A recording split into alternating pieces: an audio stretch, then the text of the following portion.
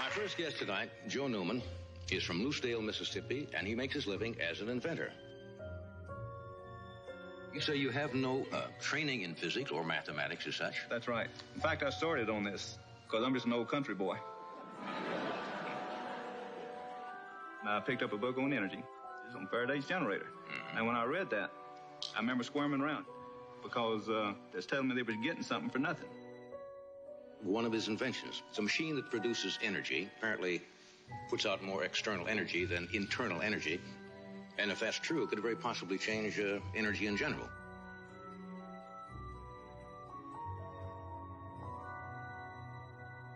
It's one of the most important things I've ever done in my life to help this man bring forth a technology literally can change the world. Having the ability to produce unlimited amounts of power from Joe NEWMAN's energy machine would allow general benefit to the entire world. I've utilized the energy in a magnetic field the scientific community has been totally blind to. And he was getting some results that no one had ever gotten.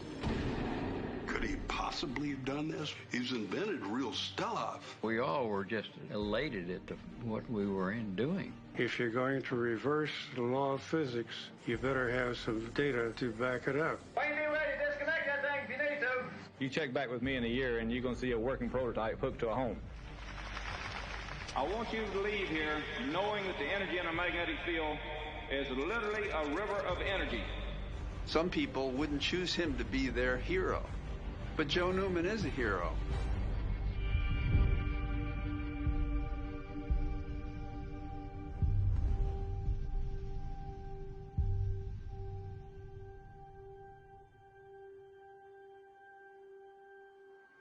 Why don't we just go right to the beginning of how you heard about Joe when you first met him? Well, I was working at WWL Television, Channel 4 in New Orleans. Very good TV station, I might add. And the news department heard stories of this strange inventor in the backwoods of Mississippi who had a device which was purported to produce more energy than it consumed. Perpetual motion machine, so-called. Most of the time, when you talk to someone about this, they would say, oh, perpetual motion machine can't be done. It's absolutely impossible. It's got to work under some real laws of physics. Even if you have a good motor, you'll have a power loss of about 20%. I know physics, and I knew a lot about electronics, and I was pretty sure it just can't work. So I made a few suggestions at the request of the news department as to what things they might want to look for the story. And eventually, the news department asked me, would I like to go out and take a look at it? So I said, sure, I'd love to go see. This is right up my alley. I want to see what's going on here.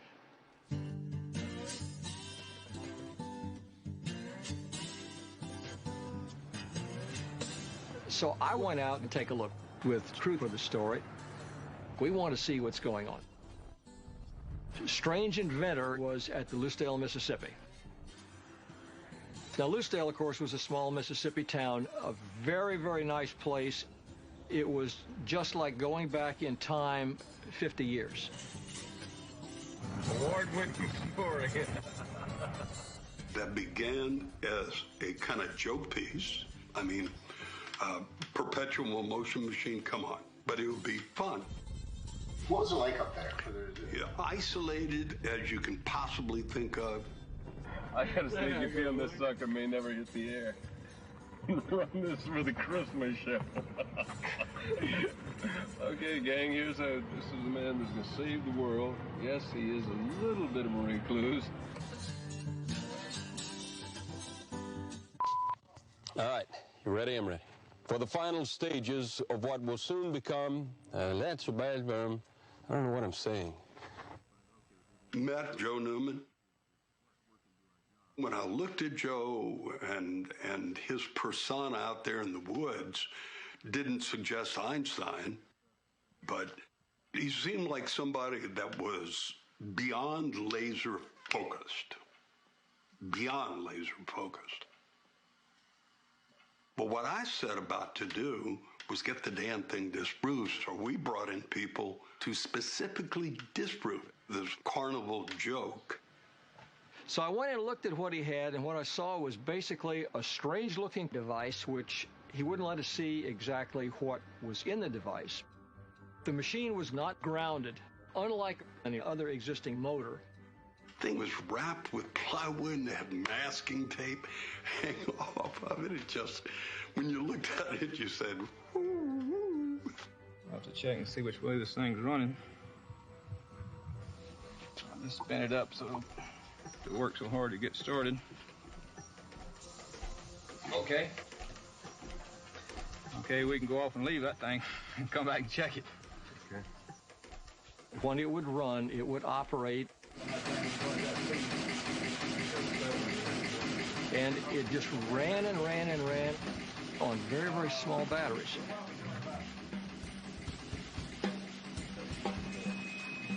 And it would flash a bunch of lights. Okay. Now you're running at 30 RPM and 2 pulses per revolution. Yeah, so 60 pulses per minute. Yeah. That kind of got me in the middle where I was, whoa, and beginning to think there really was something that could have invented real stuff. According to conventional theory, it can't do what it's doing. Just sitting there continuously rotating the rotor requires more power than is going into the device. What it's doing can't do it without some kind of external force. There's no angels on the head of a pin pushing this thing, and there's no wind, and there's no crank. Their thought was there was a transformer buried in the wood somewhere, and he said, we'll look all over the place. And they still couldn't prove it.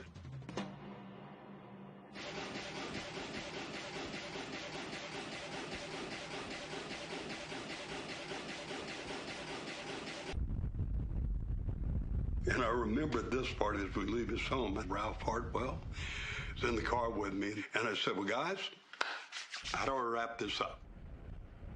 And Ralph said, well, I've never seen anything like it.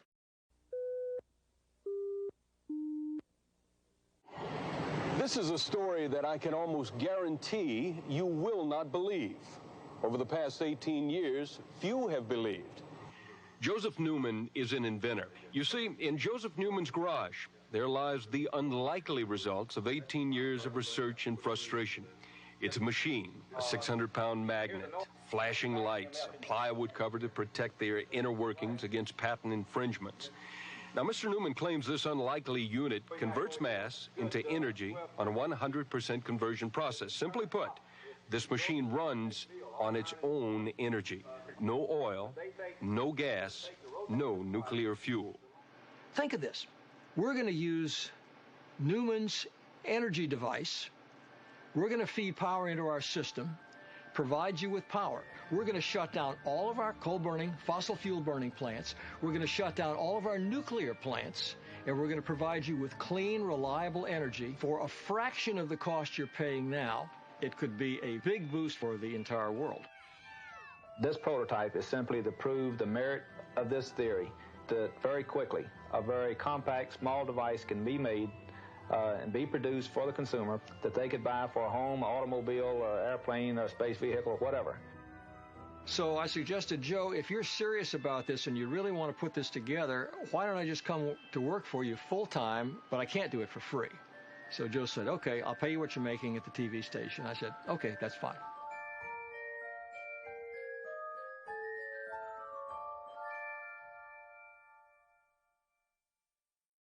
So when you get to the Newman story, what was the effect on ratings when you started? Oh, through the roof. The audience just went whoo.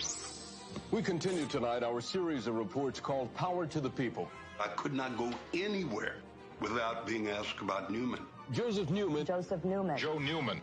It was on a weekend I was reading one paper and saw a little paragraph about Joe Newman down in Loosedale. The latest on the Newman Energy Machine, Monday at 10. There was a special coming on in New Orleans, a WWL, and they were going to present the work of Joseph Newman.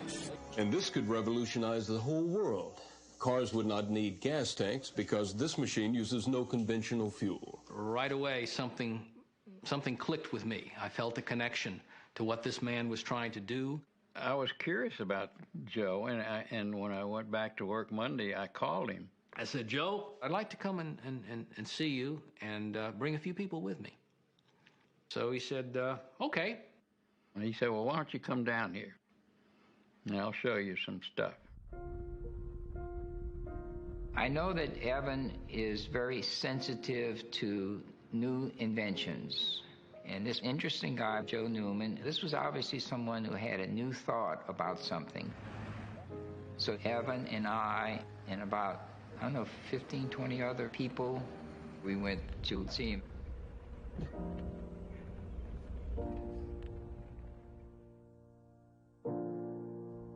We had electrical engineers, we had a nuclear engineer, we had physicists, we had mechanical engineers that came with me, and they were just as curious as I to learn about what this technology was about. Joe was quite surprised to see that many people coming to see him in the woods. He shook hands with us, figured he could trust us, and said, okay, follow me. So we spent the day in Lucedale studying this big, humongous machine. When we set up that experiment, we first looked at an ammeter to see how much amperage that 80% efficient motor was pulling. 10 amps. And then we hooked up Joe's model that did the same amount of work and voltage in the same amount of time. 1 amp, 1/10 the 80% efficient motor.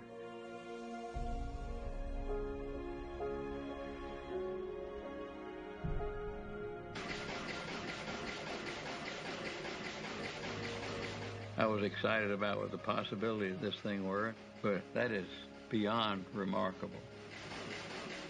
This machine converts mass into energy on a 100% conversion process. It'll start the Industrial Revolution all over again, except greatly accelerated rate. It'll do more toward bringing world peace and all the kings and queens and politicians that have ever lived. I'm not promoting Joe Newman. I'm promoting the people of the world. What I'm doing is giving the people an example. If one man can shake the world, then what can the whole world do?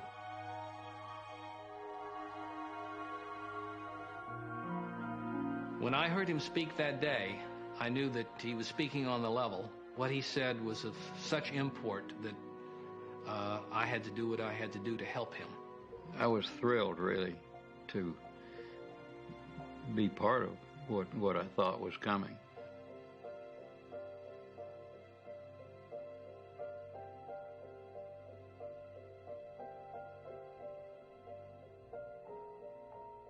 You must have been pretty excited about seeing a motor like this. Yeah, I was excited about this intellectually because I saw that there was something that broke the paradigm of the way that electric motors were currently being built. Our physics system says when you feed energy into the device, you should lose power. And in the case of Joe's motor, you gain a lot of power, which is, by conventional physics, unacceptable. There's voodoo going on. Or instead of voodoo, I should say magnetic field.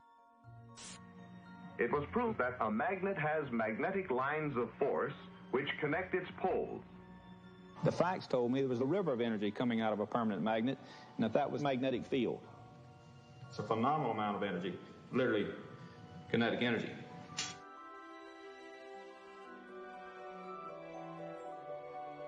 This magnetic field.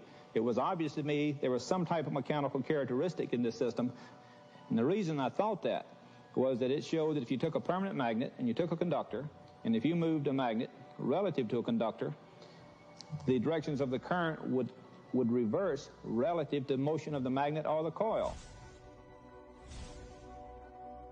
Only this magnet could show everything was relative to something in this magnetic field. It took me over 3 years to figure it out. Now I'll tap into it and utilize it so long as it existed. Even today, mainstream science doesn't fully understand magnetic fields. They know the effects of them, but they can't tell you exactly what they are. There has to be a mechanical connection between those that makes the thing go this way or that way.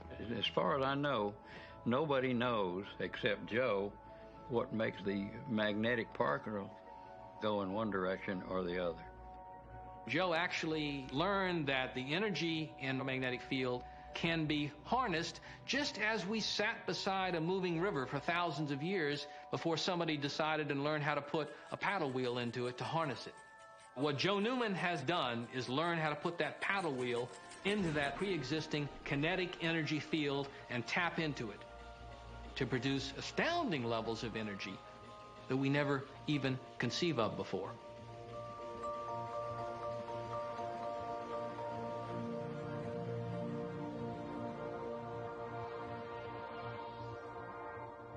Joe did it with his own imagination with no help. Everything Joe NEWMAN did surprised me. When I found out he created the sand in the tires, when I found out he created the plastic for the barbells, he always surprised me.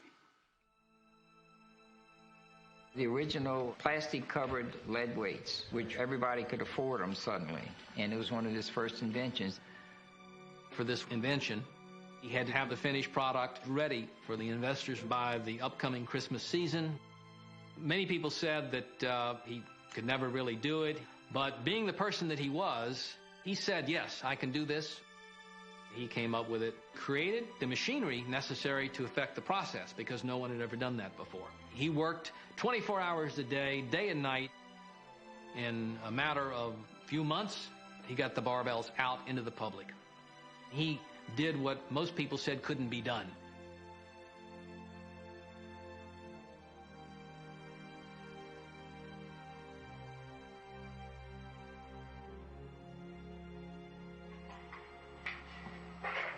It sounded like a loose board, you know, it's kind of like something flopped around, didn't y'all? Yeah, it sounded like a board to me. There was this intensity about him that I have the utmost respect for, and this is his life's work. This is the most important thing that he's developed. Okay.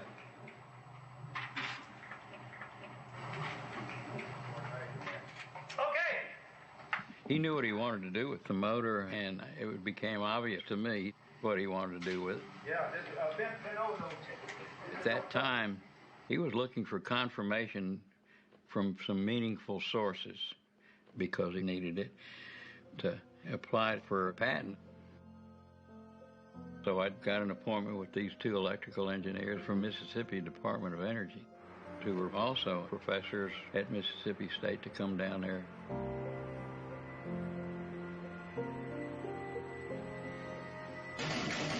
See, you guys looked into the results. 800% efficient. And I looked at these guys and I said, what's happening? I mean, it should have just blown them away. I mean, they should have been jumping around. But the only thing I could describe is they were frightened because they couldn't explain what was happening.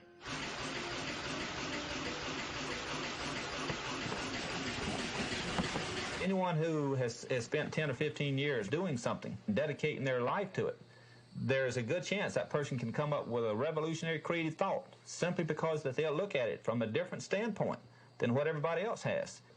When I was doing those reports, I would get very, very angry letters, angry phone calls from engineers, scientists, saying that I was making a mockery of science or engineering. They either are in denial, or they refuse to even look at it, consider it. No, I imagine some people don't want to get involved for fear of stirring up animosity. I'd be, if science is engineer, I'd disprove that damn thing. Because funding, publicity, grants, I want that for science, not cockamamie ideas like this. For whatever reason, it wasn't working out, you know. Joe was asking them to admit to something that's physically impossible, and they had their reputation at stake. In August of this year, Joseph NEWMAN called one of the premier instrumentation firms in the world. He requested that engineers be sent to his home to make sure the testing equipment he had purchased from that company was working properly. On August 24th, 2 engineers tested the equipment and Mr. NEWMAN's machine. After testing the NEWMAN device for 5 hours, one of the engineers called me. He said the machine is simply incredible.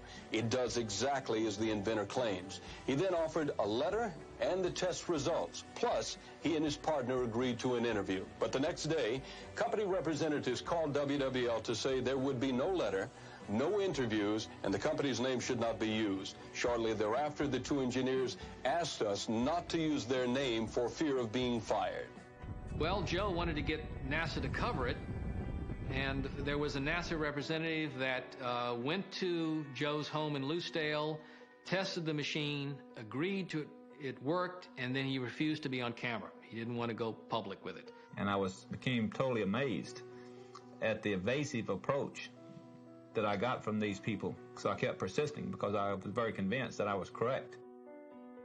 They wouldn't admit to what they saw. Joe was desperate to get this thing out. One time, Joe talked to me, everybody what he's thinking. Initially, it was just total disbelief based off what they had been taught. Now it's gotten to a lot more than that. It's obvious that there's been pressure applied to these people because they've acted totally outside of the law. They've even perjured themselves. And then Joe said, I want to have a news conference. I will call a news conference, and I would like for you to stand up with me and for me and tell the world what you've seen. And of course, at this time I'd seen the electrical engineers back out, and so, it was a gut wrencher for me. And I had to ask myself, who the hell are you? Have you got the courage to stand up and say something that's supposedly impossible? And you're going to agree to something that's against the laws of physics? I said, I see what I see, and I believe what I believe, and yeah, Joe, I'll stand up with you. And we did.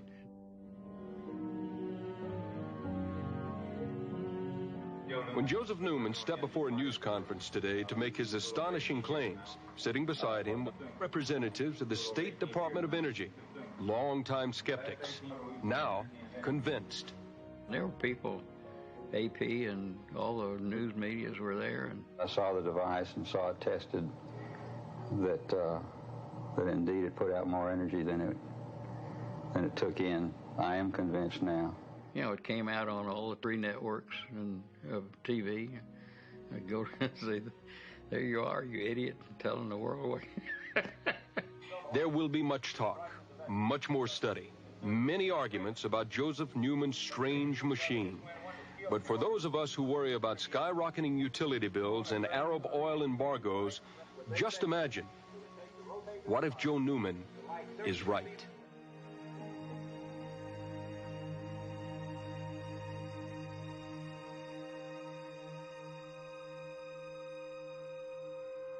When I was a boy, World War II was going on.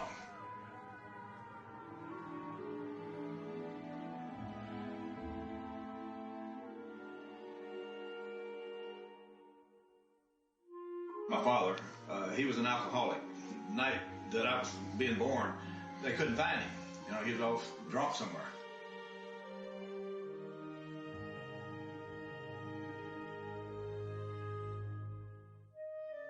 When I was born, especially in the South, it was a difficult time. We just can't get no food. So everybody was sending their kids to anybody who would take care of them because they couldn't feed them.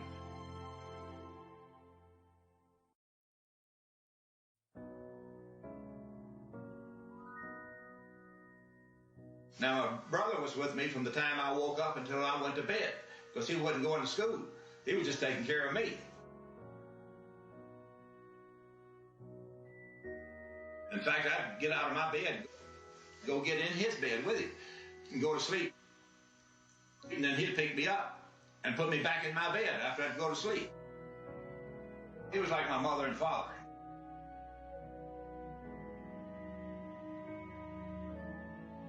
He loved his family very, very much. Joe was proud of his son, Jaramus, and Ellen, his wife. She was a country girl. She was beautiful. As far as I knew, she was totally dedicated to Joe.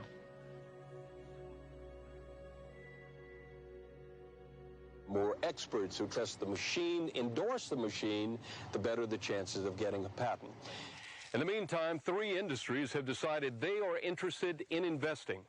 So it would seem that the dream that Joseph Newman dreamed 18 years ago here in the woods of Lucedale, Mississippi, is on the verge of reality.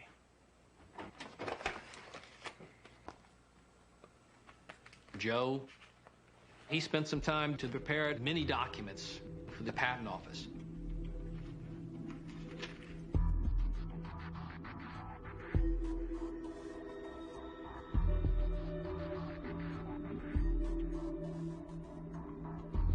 A patent is basically a license to sue someone if they infringe on your invention. And it is very important because business people may express interest in a device, but if you don't have patent protection, they were very reticent to commit any resources at all to following through. Once submitted, Joe Newman's patent application ended up in the hands of a patent examiner by the name of Donovan Dugan. Joe figured, being the optimist that he was at the time, that there should be no problem with it. And being a revolutionary technology, he was hoping for a quick approval of his application so he could get on with building the technology and bringing it forward.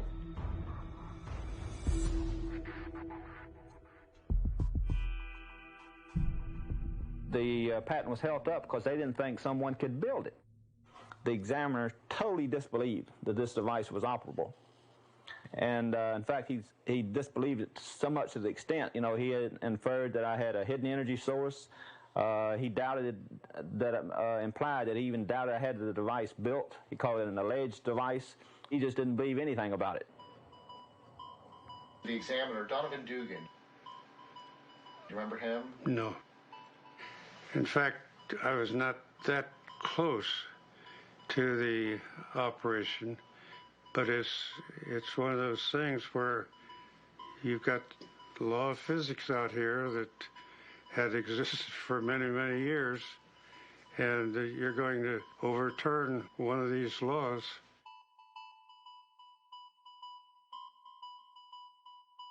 During the meeting, the examiner was present. His immediate supervisor was present.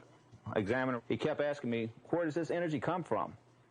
I knew instantly that the examiner had not even thoroughly read the patent application. If they read that, they would not ask me where this energy comes from. And, I didn't try to argue with him or anything. I just put that down in my mind, and I then kept talking, and the examiner spoke up. He said, Mr. Newman, in fact, I don't think I'll ever be able to give you a patent, no matter what evidence you present to me, because he has never given anyone anything for a patent application saying that the energy out is greater than the energy in. Did you see him get angry at irrational moments? I mean, he was amiable, but very intense. The people that didn't like him became like punching bags to Joe. He would hit them with his verbal jabs and either wear them down until they got wore out and went away or fell over from exhaustion. So I wasn't surprised when I found out somewhere, maybe on that first day, that his original career was that of a boxer. Because if you understand that he was a boxer before he became an inventor, you can kind of understand. And Joe continually went from one kind of boxing match to another.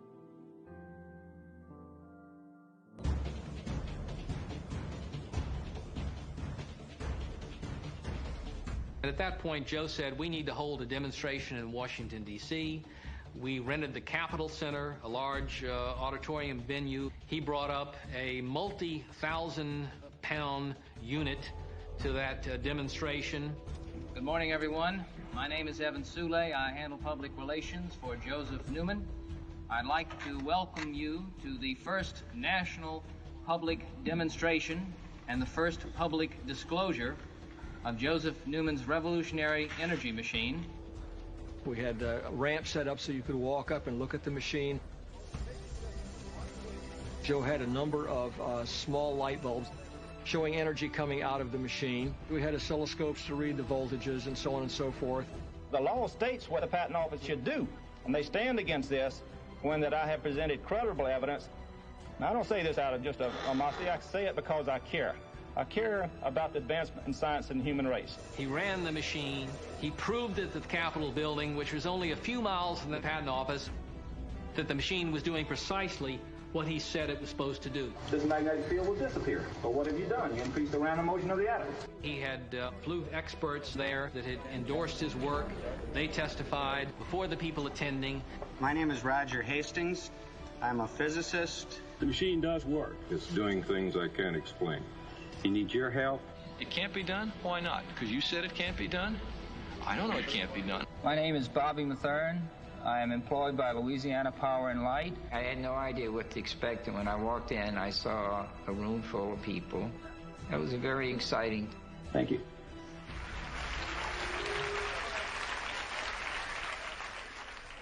Let's pick it up from after that meeting.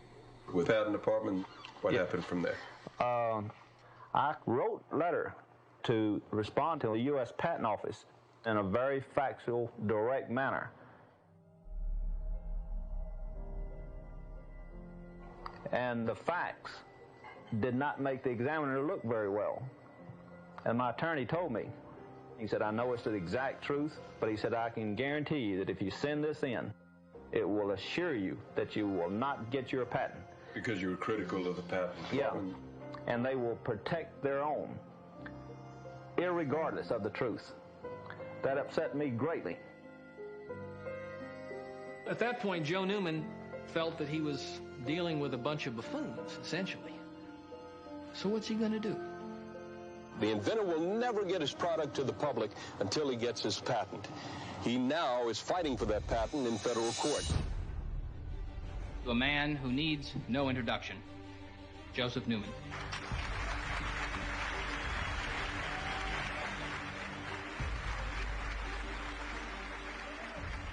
Thank you all very much. I've been having a fight with the patent office, and like I had said, I'll fight till hell freezes over. And I mean literally that. I wish to change the patent office as well as push this invention forward. This was the scene at the New Orleans Hilton Hotel today. Over 1,000 people crammed into a ballroom to hear Newman, and more than 1,000 more waiting outside. Garland had told her, said, this is going to be a bust. They doubled the amount of people, and the fire department wouldn't let more people in. At the podium was the usual complement of scientists who have supported Newman, but there are also some new faces. Actor Eddie Albert, who hopes to draw President Reagan's attention to Newman's fight. We've got a nice chance to move ahead, and I expect from all of you here, we've got to work together. Now, if you want to debate with it, write it and put your name to it, and I'll show that you're ignorant.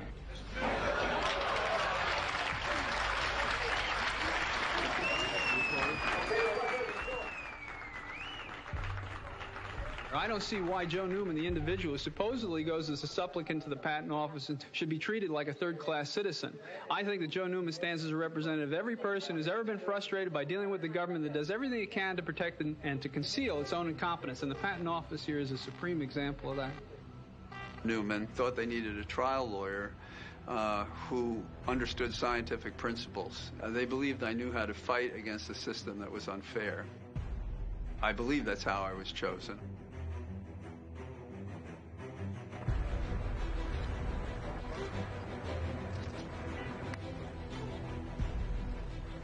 Joe Newman went before the Federal Judicial Court in Washington, D.C. to fight with the Patent Office. He had being assigned a federal judge by the name of Thomas Penfield Jackson. Bring us into the courtroom, or whatever you remember of it. At one point, I took the deposition of the examiner at the Patent Office, Mr. Duggan.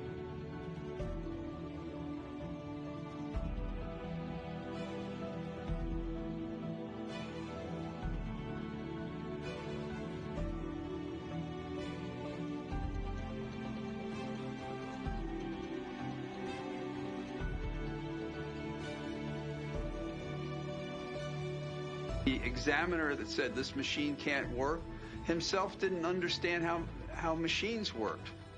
I had no doubt that Joe wasn't getting a fair opportunity in the Patent Office. Very junior examiner who didn't have a great scientific background, initially rejected. So tell me your thoughts on how that might have happened. Well, I was not that close to the specifics of examination of applications in the office.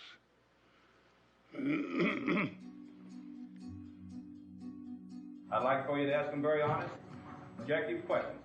And I think you'll be impressed with what you hear. In my personal view, it appeared that I don't really think Judge Jackson was happy with the whole proceeding.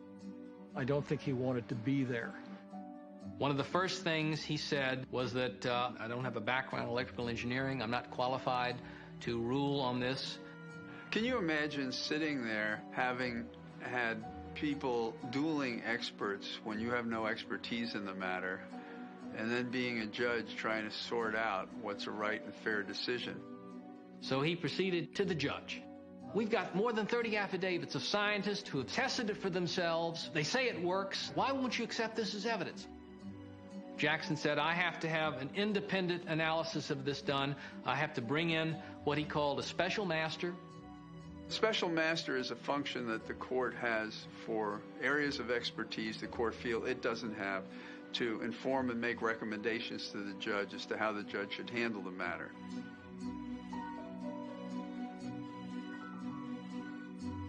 Schuyler was not only a former commissioner of the new patent law, he was also an engineer himself. I don't know that there could have been a better commendation by the court for someone with expertise to make a recommendation to the court. That's why I think Judge Jackson appointed Schuyler. Jackson said, Mr. Newman, the special master will nail it right down, and then I can rule on it. If I rule in your favor, you can go forward with your patent. Today marks Joseph Newman's third trip to federal court in less than a year. Each trip has cost him, on the average, $30,000. The future would seem to hold more court appearances and more expenses. Oh, I just meet the need as it comes. Of course, it's not easy, but I've been doing it for 20 years, so it's not new to me. And I just keep fighting, because I'm right. I think that this invention eventually became more than an invention to him. You know, there was more like he's a family.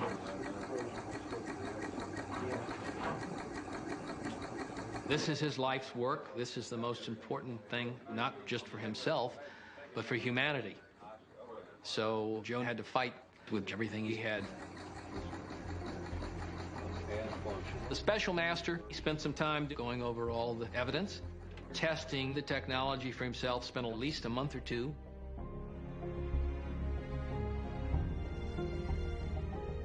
I don't know exactly what he was experiencing. And frankly, I was a little bit nervous.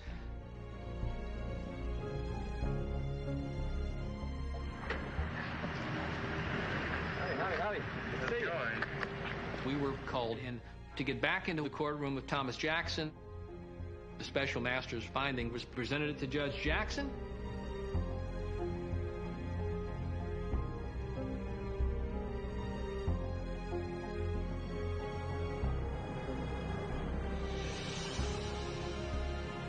Schuyler said this machine works. The evidence is overwhelming that Joseph Newman has built a machine that there is greater external energy output than external energy input. Yeah. We were pleasantly surprised.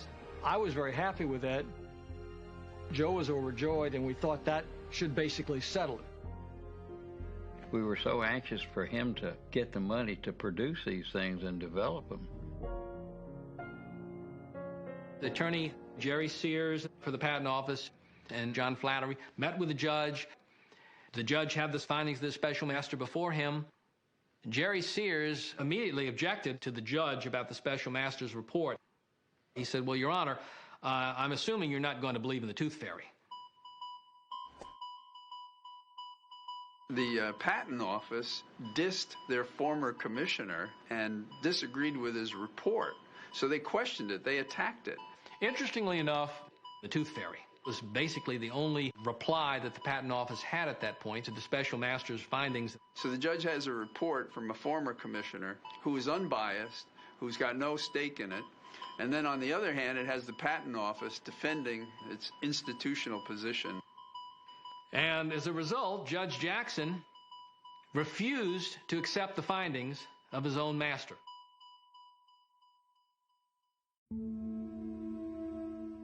At that point, everyone felt there was something going on in the back room. The judge said that what we need is more testing. Now, according to judicial code, if a judge is not going to accept the findings of his own master, he has to present clear evidence why he refuses to accept those findings. Well, it's close to 25 plus years, and we're still waiting for the judge's response. Mr. Sears, could we have a word with you, please, sir? Well, I've got to catch the carpool now. Okay, just a quick one.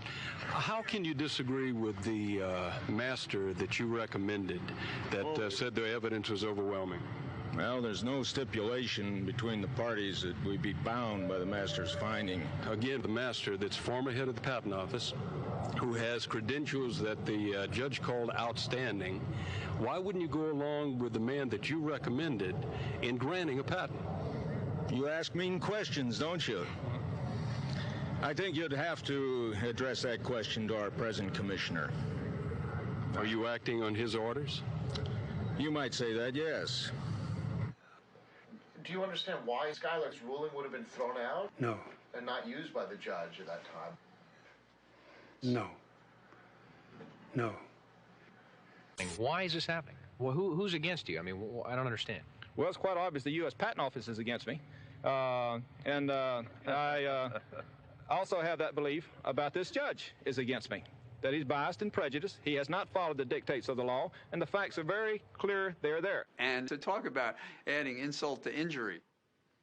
Judge Jackson submitted a bill to Joe Newman. Short of $12,000 for the special master's report. The Joe Newman was required by the court to pay, and he did. Okay, now if you were charged $11,500 for a master, guy who's supposed to be the referee of this game. Your referee tells you, at the cost of you now, you're paying $11,500 for this referee. You won the game. Then the judge says, "Oh no, let's play a new game now." How would you feel?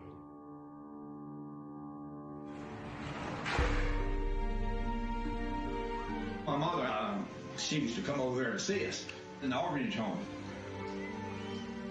And I would wonder why my brother would run to her. And I would ask him, "Why do you do that?" He said, "That's my mother." Well, it's my mother too, but I didn't feel anything. You've been my mother and you've been my father. I talk young people stupid because I could steal from them. I'd go in the drugstore, I'd wait till they turn around and wait on somebody. Then I'd pick up a whole box of cigarettes and take it and walk out with them like I had paid for it. And I didn't care about grown people, and it didn't make a difference if they were there or not. Me, I didn't care. But my brother didn't understand me. And he said, "Joseph, God's going to punish you."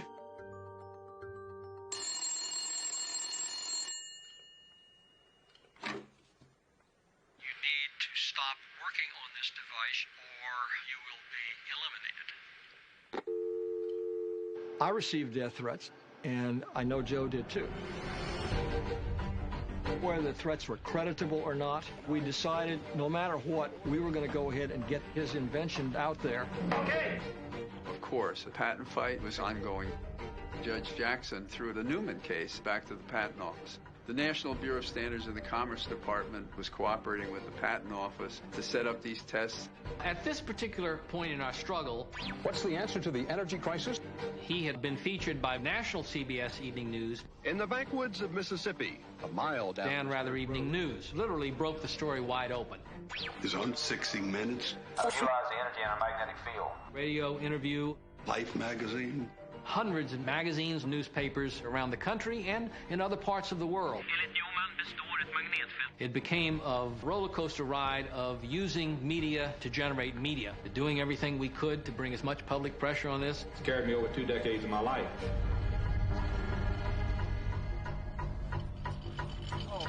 We delivered the motor. Thank you, Joe. Right. 30 days come and go, and we get a notice, you didn't deliver a machine in working order. Well, excuse me, it took you 30 days to figure that out. Would you welcome, please, Joseph Newman. With all the publicity that Joe was garnering around the country by that time, Joe flew out for The Tonight Show I think one of the statements from the Patent Office was, whatever evidence you present us, I think would be unable to give you a patent because it's impossible, which is similar to what they said, if I remember, to the Wright brothers. They were saying that 3.5 years after they had flown. They were still saying it. That's one of the things that I hope to do, Johnny, is to draw a line so that this type of injustice can never happen again. At the time, everybody watched Johnny Carson. Did you see the Carson appearance? No.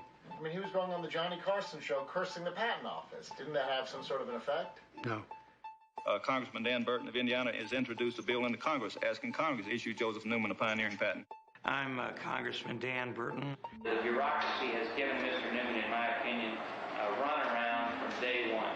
What bothered me was here's a man who had a machine who had a lot of supporters. So I thought that he ought to be able to get a patent, especially in view of the fact that other things had been patented, which had no chance of success.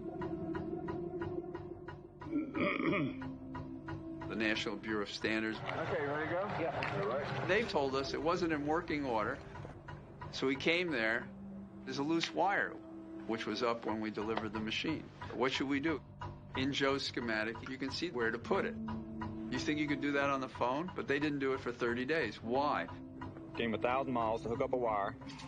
That's all that's necessary. You put 1,000 volts on that, and the unit will run. It was obvious what was wrong, even to them. Yeah, I'd like to know where the input energy is. We have answered this in writing. You people are dragging your feet. John, he'd like to know if you'll leave the battery pack. You don't have your own batteries? What kind of nonsense is this? You're telling me the National Bureau of Standards doesn't have its own batteries? That's the answer. Yeah, that's fine. That's... I want to understand this. You want us to contribute You don't have to understand better. anything. He asked if you'd leave it. Your answer's no. Thank you. You're an embarrassment to the nation. Tell us when you're going to be ready to begin tests.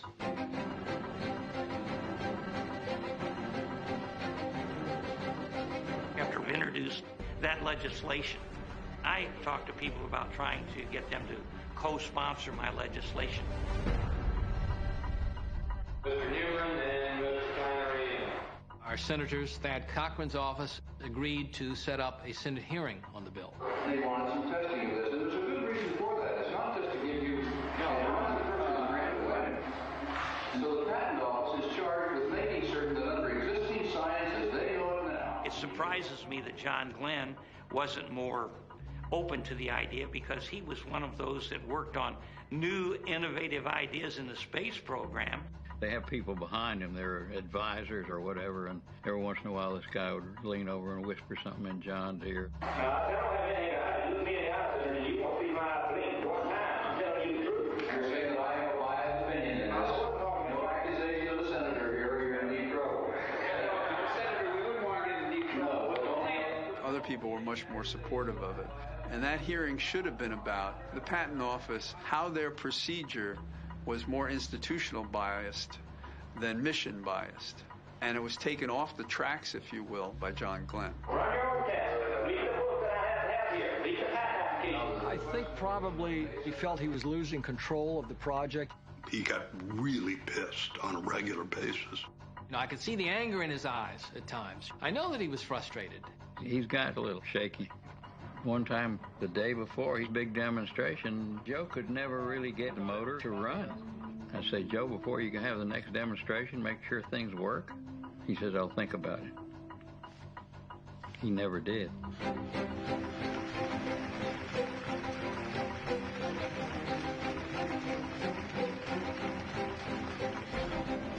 He got a lot of attention, but the attention started to become not good attention.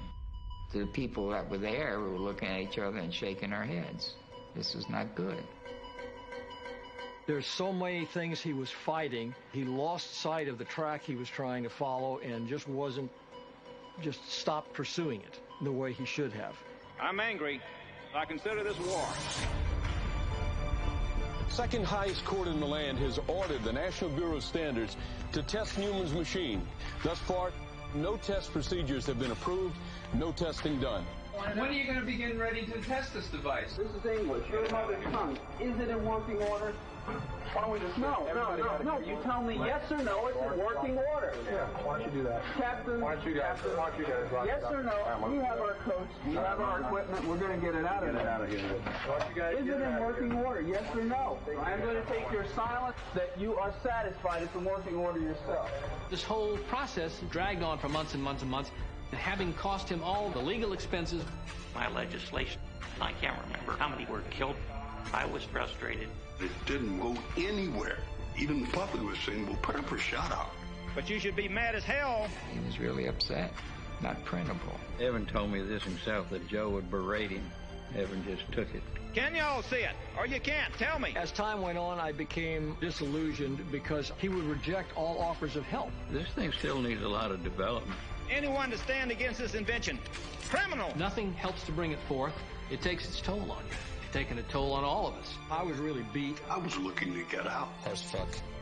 You're talking about advancement of humanity. And then he had something in his personal life that was pretty bizarre. I'm here to give it to you. It wasn't an instantaneous change. I want you to be happy and excited, for you to become angry. By the time we really noticed it, it was pretty far along. Ellen told me something that I'm going crazy. Whoa, what did he just say? She said, come back and get me. I was really shocked when that marriage didn't last. Come back and get me. Jackson said that this was to save Joe Newman money. People said, when can I get one from my house? He got confidence beyond his ability. I want to run my business with it. The legal expenses. The clock is ticking. He can't do that on his own. Over $100,000. We're here to help you. He doesn't make that.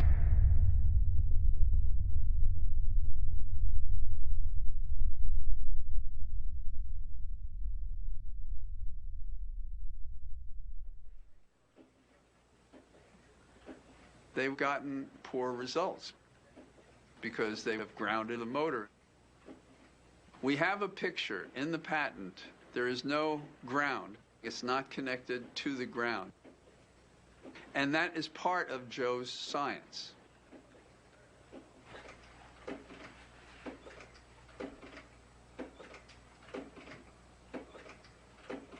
We weren't successful, and to this day I regret that, because I think that Mr. Newman was entitled to his patent.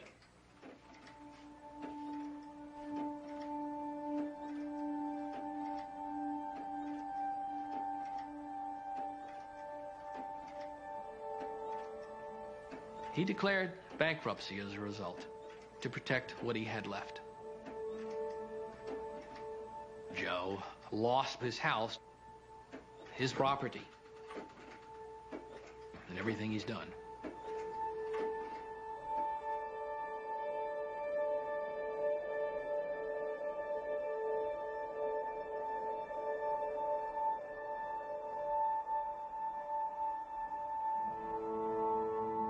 We're human. And, yeah, I became very sad, depressed, and decided to become a workaholic and just work as much as I could to put this out of my mind for a while. Joe went through all of his struggles, but yet he never strayed from his goal. He's going to be committed to this, bringing this technology forth for the rest of his life. I have no doubt about that.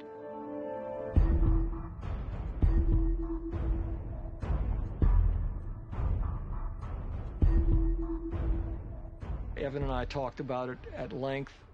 Joe wasn't going to get anywhere with the approach that he was using. There was really nothing we could do about it. You know, he's a heavyweight. He's probably in the 10th round of a 15-round bout. He ain't been knocked down yet. He's capable. Yeah, he's a powerful man. That's probably still it. Never met anybody like Joe Newman. I think even when I quit covering it, I thought there was something to him.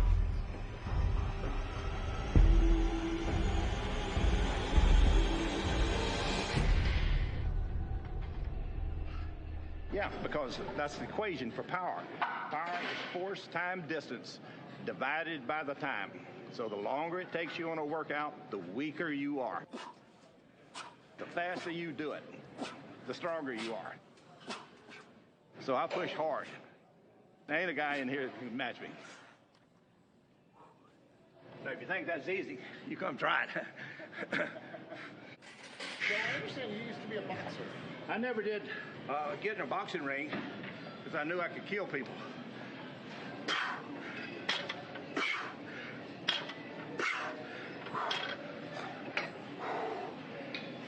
Are you in preparation for a fight? Always. Always. Just boom, bow. Try to move your hands that quick.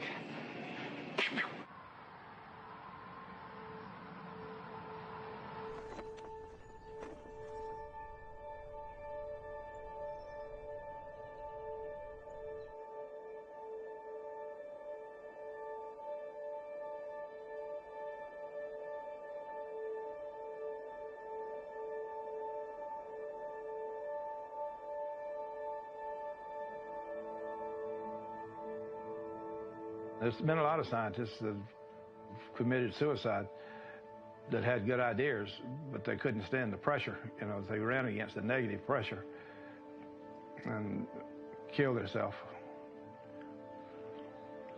You had a home, you had a wife, you had a child, and all of it was being taken away from you because of this motor. But see, because what God had put me through, all the stuff you're asking me, did I ever get beat down? No. I just got more angry. And I had rubber that was that thick, and I put it on a steel plate and put it and had it welded to it. And then I'd beat it.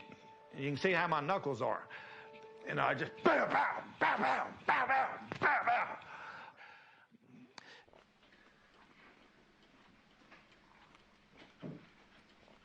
I'm not doing any business on Thursdays.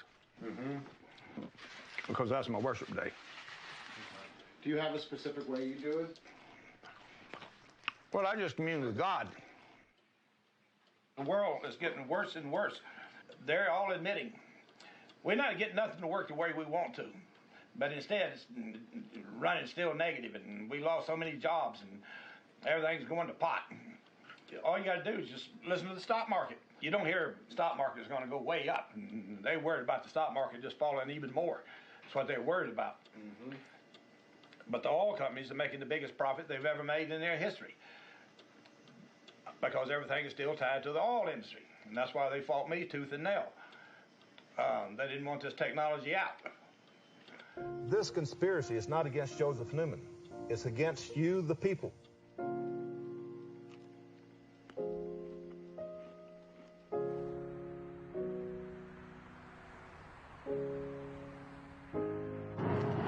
As long as we are on I-35, Joseph, it says detonate I-35.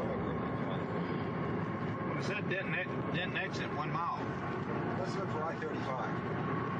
Well, what's the sign say? It says 35 something. Oh, yeah. There we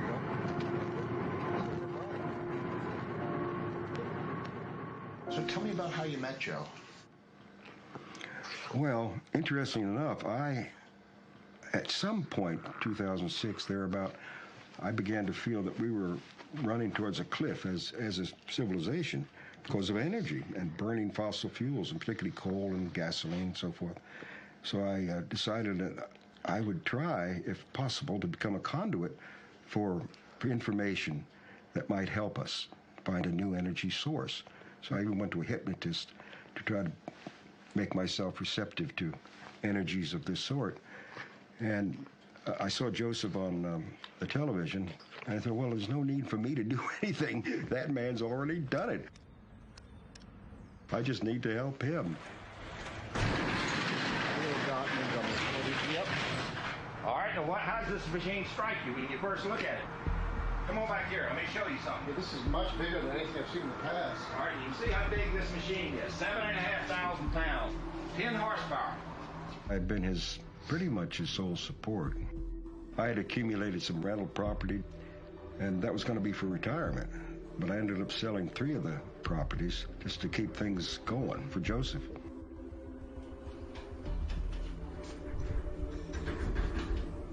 All right, you can see how low this is even now. That's the point. You're not even pulling an amp, and you're running that 7,500 pound motor. Nobody in my extended family believes that Joseph can do this. So your family thinks you're nuts. Yes, they think I'm nuts.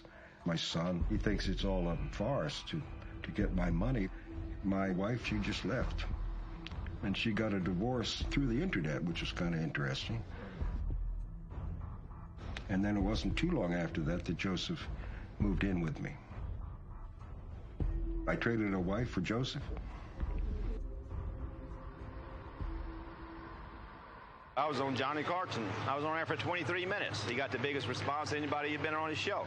40 scientists had endorsed this by looking at the oscilloscope, the most accurate measuring device in the world. This technology is ready to be mass produced for the people of the earth. And it'll do away with pollution and contamination. I've done this through a lot of deep experimentation and thought and prayer. And God's given it to me. Because I've turned lightning to speed and torque.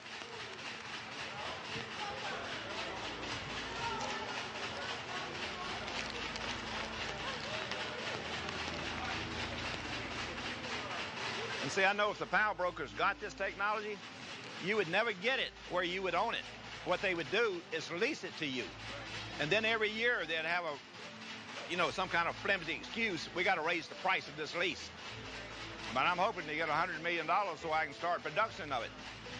At the time when I was selling these properties, we had lots of money, or well, relatively speaking, nothing to put us into production, but to keep things going. And it was good times. I thought for sure any day now the money man's gonna walk in and we're gonna be in production. And now we're getting close to being with our back against the wall financially. But I think we're safe for another year. Hopefully.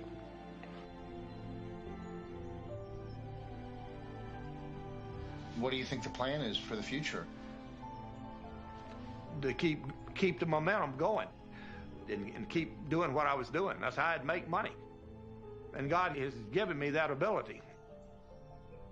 And I've seen all the people who've been around me, they fell away because they can't stand the pressure. Garland, Bobby Bethune, and everybody, they stepped away. Just like Evan, they were scared because the power brokers might shut them down.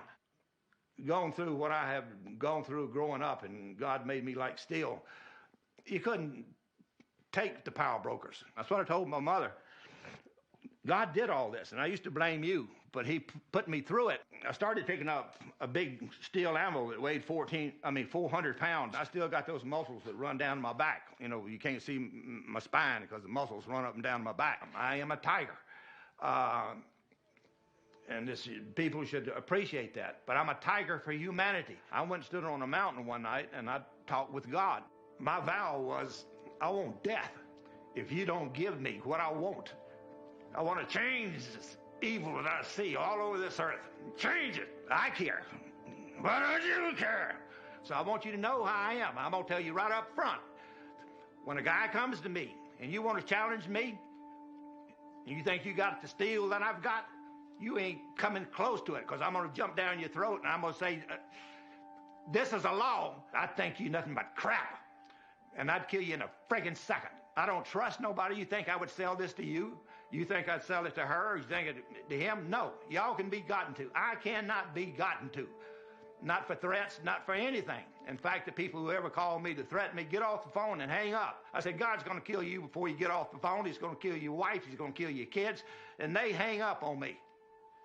Just so you understand, none of these people are here to buy the motor. We all support you, because we care about the technology. Just so you're really clear on that.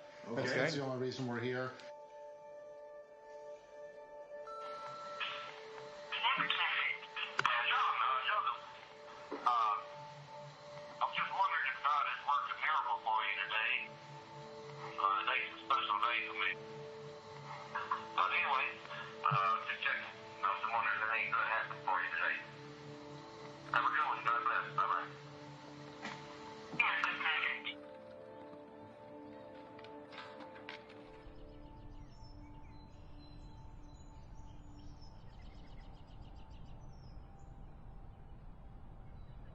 We want to bring some local scientists to the demonstrations.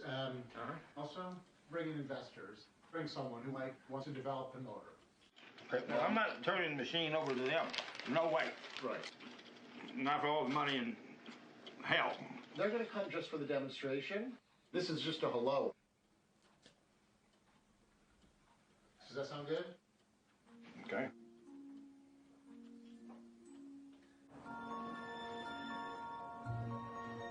The energy in a magnetic field is matter in motion. When you say matter in motion, that's just like a running river. Now what I want y'all to understand, that 375-pound mud pump, it'll be so hard turning. Yet I can hook it to these batteries and it'll take off.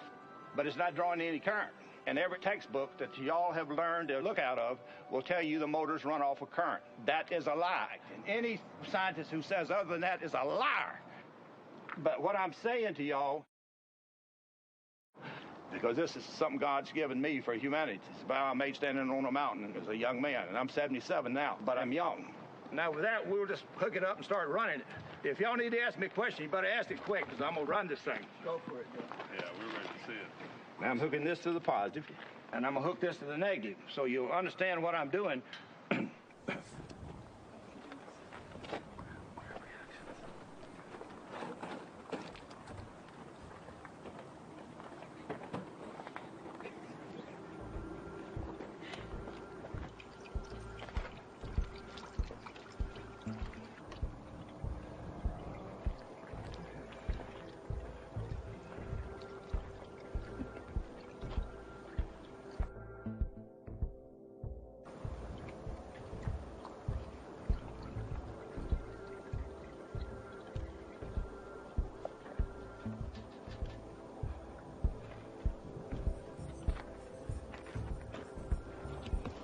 This prototype is simply to prove the merit of this theory. Very quickly, a very compact, small device can be produced for the consumer, probably in a couple of years of time, that they could buy for a home, automobile, airplane, or space vehicle, whatever. And once they buy that device, they'll never have to pay for energy again.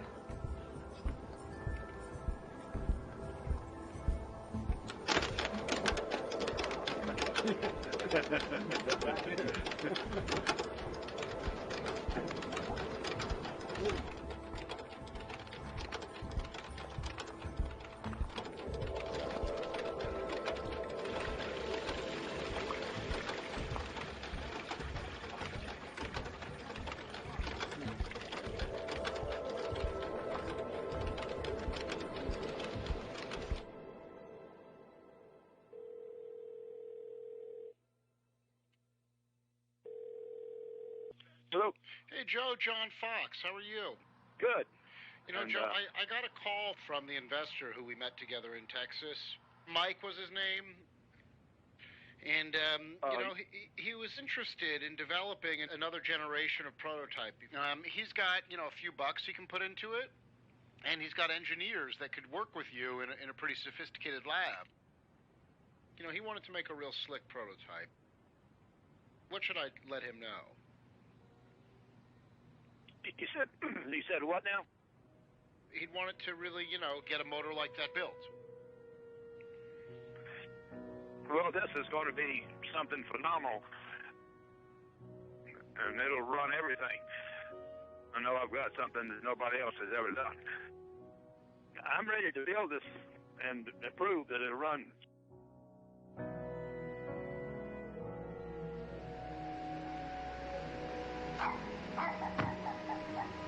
Hey, Doc. Jim Jory. Jim, how you doing, Mike? Mike? Hey, Sir, how you doing today? Yeah, good. How about yourself? Not too bad. Good. What I'd like to do is focus on one thing, and let's see if we can make that work, you know. And one of my suggestions yesterday, and you seem to have liked it, was creating an air conditioner.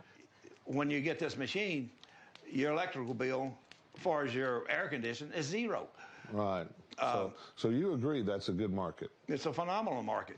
I mean, like I told you yesterday, I'm sold. I'm ready. And now I'm willing to do what it takes to build one of these. We'll see if we can put it out on market. So now let's go ahead and put it together and do it. Well, the first thing I want to do, because I don't want, let me just say how I am. I don't trust you. I don't trust anyone. I've had too much damn experience with business people. Their word don't mean shit to me. Because I've seen all these people tell me they're going to do good things, and they were liars. I'm interested in right now just getting enough money to put this motor in a car. I'm going to go buy a Cadillac right here. I'm going to take that engine out, put this engine in. Maybe there's another way we can do this without doing the car, because of the air conditioning. It makes sense for the kind of businesses that I understand I'm that. And but I'm not going to commit to you that I'm going to From that, it could fund your car or something else. Well, then I don't think we can deal anything right now then, because I'm sure not going to make a deal with you that I'm going to tell you I don't know you from crap. I wouldn't sell it for no $1 million. Joe, I didn't ask you to sell it. I'm just trying to talk to you about a deal. I mean, you don't have to get mad. I'm not trying to make you mad. I'm just telling you. I'm your friend here. There's no reason to get mad about this. That's not really what I do. You want me to stop what I'm doing and kiss your ass and put it for you? Not no, hell no. No, I didn't ask you to. Yes, you did. No, I didn't. Yes, you did. You're not interested in what I want first. Well, no, I did. I want to know what you do. All I was saying that I think an air conditioning will make a bigger impact faster than the cars, to be honest with you, sir. I may be wrong, but... I can sell stock. I've got another guy coming to see me right after you Monday or Tuesday, and he's got $100 million. So don't tell me what I can do and can't do. You don't know me from crap. I don't. I was just asking. Well, I know what I've already done, and it's a hell of a lot more than you'll ever do in your damn life. All your life, you'll never be remembered. I will be remembered. Okay. I don't need you to get done what I want done. Joe, I'm sorry. I'm making you mad. Yes, you are. And I apologize. Joe. No, I ain't going to change, John, so don't be bringing me any other people like this.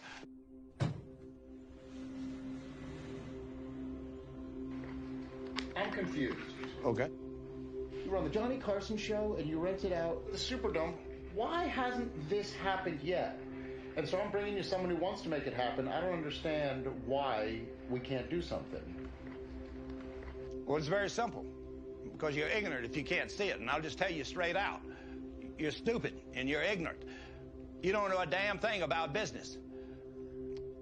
That's the way you give a damn technology away, the way you're talking about. Not no, hell no. I ain't giving it to no son of a bitch. Well, I've done studies of a lot of innovators, and they have a few things in common. One is they're generally orphans.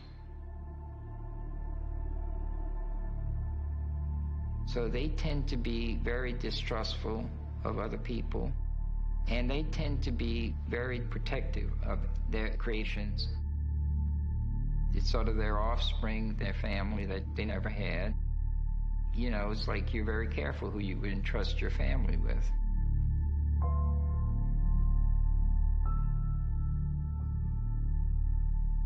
My brother. Well, he was like my mother and father. Now, he used to tell me when I'd steal stuff, God's going to punish you. You know, I was thinking of other things that God might do. He might, you know, make me get my leg broke or, you know, something. I said, well, I deserve it. And it was interesting. I've always been intelligent, but it never dawned on me that God would punish me by killing him.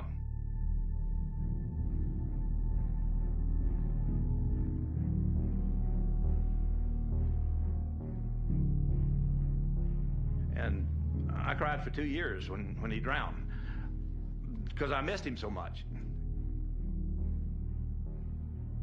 And it finally dawned on me, it makes you want to fight for what's right. It makes your character, you become devoted to, well, I'm going to fight this all my life. Joseph Newman. I wanted to change all this disparity between wealth and poverty all over the earth. I can do something good for humanity. That's why I would never sell this invention to the power brokers of the world. And that means any son of a bitch that tells me that I don't trust you to do it, Joe Newman, I want to do it. And you give it to me and let me make it and let me do it. No, hell no. I've seen too many goddamn people who are damn goddamn liars. And it makes me want to crush their damn skull. That's the way I feel inside, and God has given it to me, and He's kept me young so I can do it. Don't ever bring me anyone like that, because it makes me dislike you. You smart enough to understand that? I'm sorry I ever met you, because you lied to me, that you'd never betray me. When you do something opposite of what I want, you betray me. I don't understand how this was a betrayal. Like Milton Everett, and went in business with the power brokers. I've had a lot of people who betrayed me and betrayed humanity and swore that they would. You can't do it on your own. You need other people to come on board at some point. I'll get this done without you. I don't have to have you. I don't have to have anyone. It ain't you who got me all this publicity back in the 80s and all in the worldwide attention. It was my work, my blood. And all y'all come along and suck ass and then say like, well, you're doing it. Well, you're not doing it. I mean, you're 77 years old now, right? Where does this go? I mean, no one's going to live to 200 years old. Well, you're full of shit. Now, you're stupid and you're crazy. Let's just end it, and I don't want you to call me again. You understand that? Joseph, wait a second. No. I'm fed up with you. Maybe John doesn't understand. No, well, I'm telling you, you got fucking sense enough. You see that goddamn fist, I can put it through your skull. I don't want you around me again. John, I'm just trying to help. No, you're not. When you tell me shit like that, it makes me want to spit in your fucking face. You ain't done shit, you dumb fuck. John. You ain't put a bit of blood on the table, you coward goddamn son of a bitch. Don't tell me that you're a man above me and I can't get something done. You ain't fit to wipe my damn shoes. You want to say something to piss me off and think I'm going to take it. Well, I don't take it to you. Are you a fucking idiot? I'm not trying to piss you off. Well, yes, you are, and you're doing it. You must be fucking stupid. You want to end it? Yeah, let's end it. Get the hell out of here. I'm getting out. Get out.